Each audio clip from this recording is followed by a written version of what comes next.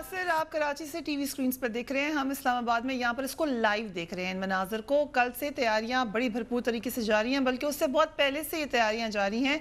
हर तरफ मैसेजेस भेज दिए गए थे, बड़ी तादाद में कारकुनान को एक्टिवेट किया गया है और आज फाइनल पावर शो है। अगरचे जब हम मियां नवाज शरीफ से मिले तो उन्होंने कहा कि वो पावर शो दिखाने नहीं जा रहे, बल्कि वो चाह रहे हैं कि वो बस अपने घर वापस चले जाएं। मगर अभी थोड़ी देर पहले जब हम खुद सड़कों पे जाकर इसका जायजा ले रहे थे, मैंने देखा कि बड़ी तादाद में यकीनन मुख्तलिफ इलाकों से लोग आए हुए हैं। कुछ लोगों का ख्याल ये था कि इस्लामाबाद की रिप्रेजेंटेशन कम है, मगर लग ये रहा है, जो आप कह सकते हैं कि अनासिर हैं, शवाहिद हैं, साइंस हैं, वो यही हैं कि this will be a big show. और यकीनन सर्वाइवल का मसला भी है PMLN का, ख़ास तौर पे नवाज शरीफ साहब का, तो उनको पता है कि उनकी स्टेक्स कितनी हाई हैं। कोई वो जैसे अंग्रेज़ी में कहते हैं कि no stone was left unturned, उन्होंने हर तरीके से कोशिश की है कि अपने लोगों को जमा कर लें और लोग पहुंचते हुए हमें नज़र भी आ रहे हैं। थोड़ी देर पहले जब हम सड़कों पर जायजा ले रहे थे, वो भी हम आपको अभी दिखाएंगे। मेरे साथ शाह खावर साहब मौजूद है, हमारे कानून, thank you very much and sorry आपको बड़ी देर हमने इंतजार भी करवाया है। उस्मान डार साहब, रहनुमा Pakistan Tehreek Insaf, thank you very much for being with us. हम आपको सड़कों का जायजा भी दिखाएंगे, अपनी ऑब्जर्वेशन भी बताएंगे। मुझे तारिक फजल चौधरी पैम्फलेट दिया, वो इस वक्त मेरे हाथ में है। ये वो पैम्फलेट है जो PMLN के MNAs हर जगह पे बांट रहे हैं और मैसेज बड़ा क्लियर है। इसमें इकामा की कॉपी है, उसके नीचे एक मैसेज लिखा हुआ है, ये है वो अरबों रुपए की करप्शन जिस पर तुम्हारा मुंतखब वजीर आजम नाअहल हुआ है। नाअहल होकर वापस जा रहे हैं नवाज शरीफ साहब, जिसको वो कह रहे हैं कि he is only going home. बार बार वो कहते हैं मैं घर जा रहा हूँ, मुझे घर जाने दें। अच्छे मूड में नजर आए जब मीटिंग हुई उनसे हमारी, और काफ़ी खुशगवार उन्होंने बातें भी की, मगर साथ ही साथ शिकवे भी थे। मगर जो वो साजिश की बात कर रहे हैं उसमें इशारे किनाए तो हैं, मगर वाज़ेह साजिश नहीं है। एक टारगेट नजर आया, वो जुडिशरी है। जुडिशरी के हवाले से उनके बहुत सारे इतराज़ात हैं और यहीं से मैं शाह खावर साहब आपसे आगाज़ करूँगी। सबसे बड़ा इतराज़ नवाज शरीफ साहब while he is going back home, हमें नज़र आ रहा है कि बड़े शान और शौकत से जाएंगे वो घर वापस, लेकिन वो कहते हैं कि अरबों रुपए की करप्शन ढूंढने निकले थे और निकला है तो एक इकामा निकला है। This is his grievance. फरिया, ये एक नैरेटिव जो डेवलप किया जा रहा है और ग़ालिबन इस पे लोगों को बहुत बड़ा कन्फ्यूजन है। लोग क्लियर नहीं है कि ये जो सुप्रीम कोर्ट का फाइनल जजमेंट वर्डिक्ट आई है JIT के बाद, उस पे एक तासुर ये दिया जा रहा है कि इस पे एक बहुत मामूली सी बात के ऊपर, जो कि पिटिशन जब फाइल की गई उसका ग्राउंड भी नहीं था, तो उसके ऊपर एक अकामा के ऊपर और एक वो जो सैलरी वाला इशू था उसके ऊपर उनको जो है डिस्क्वालीफाई कर दिया गया। अब आपने देखना ये है कि ये जो पहला जजमेंट था 20 अप्रैल का, उसमें 2 जज साहिबान ने तो स्ट्रेट अवे उन तमाम एलिगेशंस के ऊपर, जिसमें इनके मेफेयर अपार्टमेंट्स, उनकी प्राइम मिनिस्टर उस वक्त के जो थे, उनकी स्पीच नेशनल असेंबली में कौम के सामने खिताब, जिसमें उन्होंने कहा कि हम ये सारा अकाउंट फॉर कर देंगे, सब हमारे पास सबूत मौजूद हैं, उनको कवर करते हुए फिर इनकी मैं थोड़ा सा के खिलाफ ग्रीवेंस हो गई फिर, क्योंकि ये कामा सिर्फ 3 ने कहा। अब उन्होंने तो इनको उन तमाम एलिगेशंस में ठीक है without enquiring into the matter उन्होंने स्ट्रेट अवे डिस्क्वालीफाई किया। 3 जज साहिबान ने कहा हम इंक्वायरी कराएंगे, JIT बनी, उसकी रिपोर्ट आई, और ये जो अकामा वाला इशू है ये JIT की रिपोर्ट के नतीजे में ये पहलू सामने आया। ठीक है, अब मैं आपको एक बात बताऊं, अदालतें जो है ये जुडिशल रिस्ट्रेंट का मुजाहरा करती है। ये कोशिश करती है कि कम अज कम किसी को हम किसी का राइट प्रेजुडिस करें। ये बात तो एस्टेब्लिश थी। मैं आपको एक बात बताऊं फरिया, वो जो वॉल्यूम 10 था, अगर वो उसको एक आम फहम वाला बंदा भी पढ़ ले तो वो ये एक इन्फ्रेंस ड्रॉ कर सकता है कि उसमें क्या क्या चीजें थी और उसमें How can you say that? Because वो अभी किसने देखा तो नहीं, देखा नहीं है, लेकिन आप इससे यहाँ से आप इसको इन्फ्रेंस ड्रॉ करें कि जब लास्ट डे के ऊपर जब वो इंसिस्ट कर रहे थे उनके कौंसल कि वॉल्यूम 10 जब तक ओपन नहीं होगा हमें उसका पता नहीं चलेगा, वो थोड़ा सा पढ़ कर उनको जब थोड़ा सा दिखाया उसके कुछ ना कुछ चीजें सामने आ रही हैं मुख्तलिफ रिसोर्सेज से। मैं आपको बताऊं, मैं आपको ये कह रहा हूँ कि अब उनके ज़हन में क्या था, उन्होंने चूंकि इस मैटर को भेजना था अकाउंटेबिलिटी कोर्ट्स में भी 4 रेफरेंसेस, अगर उन 4 रेफरेंसेस का जो माखज था उन्हीं इल्जामात या उन्हीं ग्राउंड्स के ऊपर अगर इनको ये नाअहल करार देते, उससे एक और लीगल कॉम्प्लिकेशन आनी थी। Article 13 of the constitution of Pakistan, article 13 ये कहता है कि आप किसी को भी एक जुर्म में 2 दफा प्रोसिक्यूट या सजा नहीं दे सकते। ठीक है। तो अगर ये इन्हीं ग्राउंड्स के ऊपर इस छोटे से ग्राउंड को से हट के बाकी तमाम ग्राउंड्स के ऊपर भी इनको अगर नाअहल करार देते तो इनका जो राइट है, जो आगे इनका ट्रायल शुरू होना है अकाउंटेबिलिटी कोर्ट में, वो भी प्रेजुडिस होता, और उधर वो ये प्ली भी ले सकते थे कि हमें चूंकि पहले सुप्रीम कोर्ट जो है वो नाअहल करार दे चुकी है, वो भी एक सजा है, तो लिहाजा उन्हीं ग्राउंड्स में आप सजा नहीं दे सकते। छोटा ग्राउंड है, ये ग्राउंड छोटा ही है। ये छोटा ग्राउंड नहीं है। उसकी वजह ये है, आर्टिकल 62(1)(f क्या कहता है? आर्टिकल 62(1)(f जो है ये बुनियाद है कि कब कोई मेंबर पार्लियामेंट बनने का अहल होगा। ठीक है। उसमें लिखा है कि वो शख्स अहल होगा जो सादिक और अमीन होगा जब तक किसी अदालत ने उसको उसके बरअक्स डिक्लेयर न किया हो। अब बात ये है कि जब आप एक नॉमिनेशन पेपर जमा कराते हैं, section 12 of the representation of people act 1976, उसके साथ एक परफॉर्मा होता है कि आपने अपने एसेट्स, लाइबिलिटीज, अपनी स्पाउस की और अपने डिपेंडेंट्स की जगह नहीं थी, जगह तमाम चीजें। अब अगर उसमें आपने एक चीज भी मिस कर दी, आपकी कोई एसेट थी या कोई लाइबिलिटी थी, that renders one to be disqualified. Okay, we'll come to this. ये बड़ा अहम पॉइंट है क्योंकि सारे आज की जो कैंपेन हमें नजर आ रही है उसका सारा दारोमदार उसी पर है। I'll show you कि लोग क्या इस वक्त फील क्या है रोड्स के ऊपर। लेकिन बिफोर दैट उस्मान डार साहब, आप लोग होते हैं सड़कों पर और मियाँ साहब कह चुके हैं, बड़ा उनका ये एक इंटरेस्टिंग सेंटेंस था कि मैं सड़कें बनाता हूँ और आप लोग सड़कों के ऊपर आके एहतजाज करते हैं। आज मियाँ साहब इज ऑन द रोड, तो कैसा लग रहा है पीटीआई को ऑन द अदर साइड? देखें, एक तो आज मियाँ साहब ने जो कि नाहल वज़ीर आज़म है वो बाहर निकले हैं और उन्होंने इस बात की भी इंडोर्समेंट कर दी है कि माजी में जो पाकिस्तान तरीके इंसाफ सड़कों पे आ रही थी या जो हम कंटेनर्स लेके निकलते थे, शायद वो भी एक जमहूरियत के लिए जो वो कहते रहे जी खतरा है खतरा है खतरा है, आज वो खुद उस चीज़ को लेके तो सड़कों पे आ गए हैं। तो आज तो पहला सवाल ये है कि वो जो स्टेटमेंट था नून लीग का माजी में, जी इमरान खान जमहूरियत के लिए खतरा है, और ये जो धरने कर रहे हैं, रैलियां निकाल रहे हैं, आज ये तो पहले कौम को जवाब दें कि आया ये जमहूरियत के लिए आज खतरा नहीं है। तो मैं ये बात उठाना चाहता हूँ। दूसरी बात जो है, करने आए थे इस्लामाबाद, हम तो घर जा रहे हैं। हाँ, घर जा रहे हैं, लेकिन फ्रिया पूरी कौम जानती है कि गुज़श्ता 4 साल से ये कब बाई रोड गए हैं, जीटी रोड के थ्रू घर गए हैं। ये तो हमेशा हेलीकॉप्टर से जाते रहे हैं, इवन ये मोटरवे से भी नहीं गए। आज क्या जरूरत महसूस हो गई कि अवाम के टैक्स के अरबों रुपए के साथ ये जलसा जुलूस और रैली निकल रही है। पूरी पंजाब गवर्नमेंट इन्वॉल्व है। बताना चाहता हूं, बात करते हैं, ये गलत होता है कि आप गवर्नमेंट मशीनरी यूज करें, लेकिन फिर पीटीआई क्यों यूज करती है केपीके की?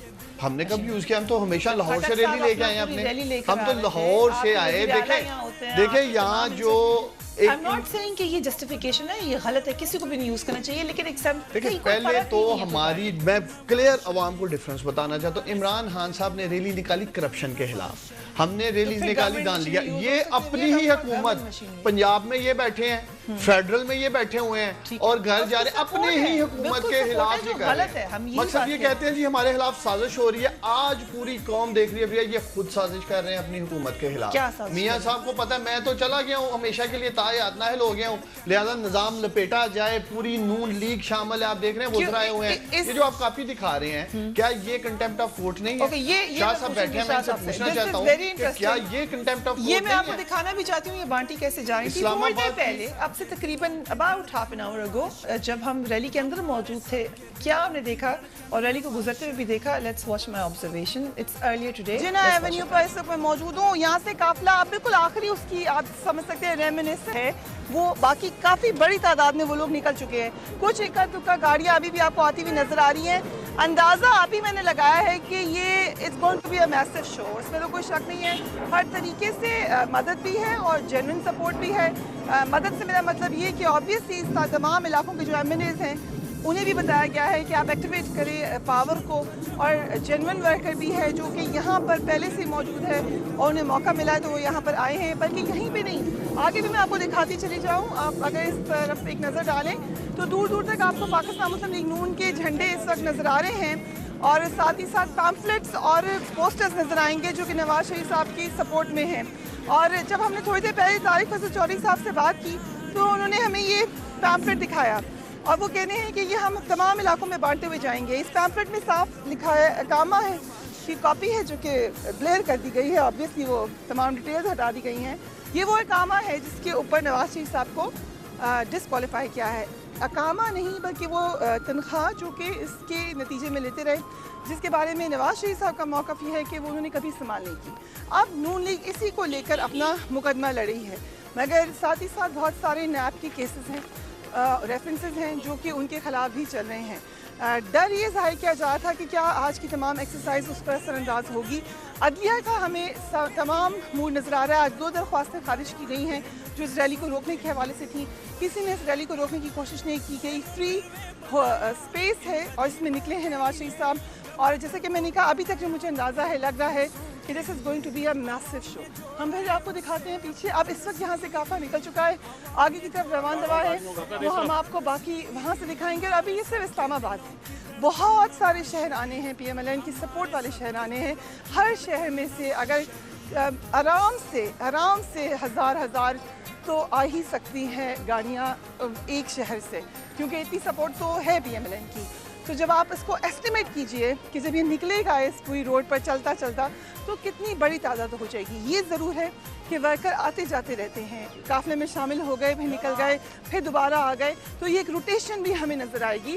مگر اوورآل ابھی تک جتنے اثرات ہیں اس میں ہم یہ بات یقیناً کہہ سکتے ہیں کہ ابھی بڑا وقت بھی لگنے والا ہے, اور بڑی انٹرسٹنگ آگے سے آپ کو ڈیولپمنٹس نظر آئیں گی, اور ہم دیکھیں گے کہ نواز شریف صاحب اپنی طاقت کا مظاہرہ کس بڑے طریقے سے کرنے میں کامیاب ہوں گے, اور اس کے بعد سیاست پر کیا اثر ہوگا. سسٹے ود اس.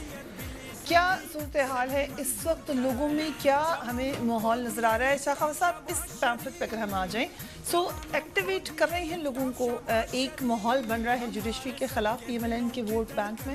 دیکھیں پر یہ ایک, میں سمجھتا ہوں کہ یہ ایک ایسا سیاسی شو ہو رہا ہے, اور لانگ مارچ بھی ہو رہا ہے. لانگ مارچ ہم نے سنے ہیں, تاریخ میں ہوئے ہیں. چائنا کا لانگ مارچ ہوا تھا جس کے نتیجے میں ایک بہت بڑا انقلاب آیا. اس کے علاوہ ایک لانگ مارچ نواز شریف صاحب نے خود کیا تھا جو کہ عدلیہ کی بحالی کے لیے تھا. اٹس ویری انٹرسٹنگ کہ 7 سال بعد عدلیہ کے فیصلے کے خلاف لانگ مارچ, یہ مطلب بڑی امپورٹنٹ بات ہے. اور وہ جب لانگ مارچ اسلام آباد تک نہیں پہنچا تو اس وقت کے وزیر اعظم نے افتخار چودھری صاحب اور دیگر ججز کو بحال کر دیا تھا. اس کے پیچھے ایک جسٹیفیکیشن تھی کہ آپ ایک کاز کے پیچھے آ رہے ہیں. اب یہ جو لانگ مارچ ہے یہ ایک بڑا, ایک انفرادی طور, ایک بالکل منفرد قسم کا ایک لانگ مارچ ہے کہ آپ کی حکومت سینٹر میں بھی ہے, پروونس میں بھی ہے. آپ احتجاج کس کے خلاف کرنے جا رہے ہیں, آپ کس کے خلاف ایک محاذ آرائی کرنے جا رہے ہیں, بالکل کلیئر ہے. دیکھیں وہ کہتے ہیں نا, action speak louder than words. اگر وہ یہ کہے کہ میں گھر جا رہا ہوں تو گھر جانے کے لیے, جیسے عثمان بھائی نے کہا کہ وہ تو بائی ایئر بھی جا سکتے تھے, کسی اور مین سے بھی جا سکتے تھے, لیکن میں یہ کہتا ہوں بالکل ہے. سب سے پہلی بات تو یہ ہے کہ یہ ایک ایسے جماعت کی طرف سے یہ, اور ان کے ایک سربراہ, سابق سربراہ اور سابق وزیر اعظم کی طرف سے, جو کہ 3 دفعہ پرائم منسٹر رہے ہیں, انہوں نے آئین کے تحت حلف لیا ہوا ہے. آئین کے تحت جب کوئی حلف لیتا ہے تو اس میں ایک قسم یہ بھی کھاتا ہے کہ میں اپنے آئین کو ہر حالت میں پروٹیکٹ کروں گا. تو کیا یہ پروٹیکشن آف کانسٹیٹیوشن ہے کہ آپ کے خلاف ایک ورڈکٹ آ گیا اور آپ اس جو بہت بڑا ادارہ ہے, جوڈیشری اسٹیٹ کا ایک کمپوننٹ ہے, آپ اس کے خلاف اتنی زور و شور سے کیمپین کر رہے ہیں. اور یہ جو پمفلٹ نکلا ہوا ہے یہ بھی میں سمجھتا ہوں کہ سپریم کورٹ کے ورڈکٹ کا تمسخر اڑانے کے برابر ہے.